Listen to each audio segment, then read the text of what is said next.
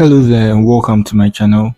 So in this video I'll be showing you guys how you can delete the YouTube channel. So I have a lot of tutorials on YouTube, so it's easy. You can do this on your mobile phone and on your PC too as well. So what you need to do is you just hop on your YouTube settings. Very much simple. So I'll have to tap on view advanced. Good. So on here you can find your channel ID, your user ID and the rest. So you move to delete channel. So when you tap on the delete channel, they take you to Google page to prove whether you are the owner. You are going to input your password, and if the password goes through, they are going to delete the channel for you. Very simple and easy. So now let me tap on that for you guys to see how it goes.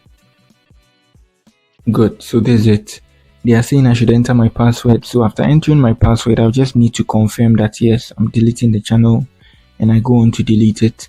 In my case, I don't want to delete the channel because I'll be using it for a lot of tutorials.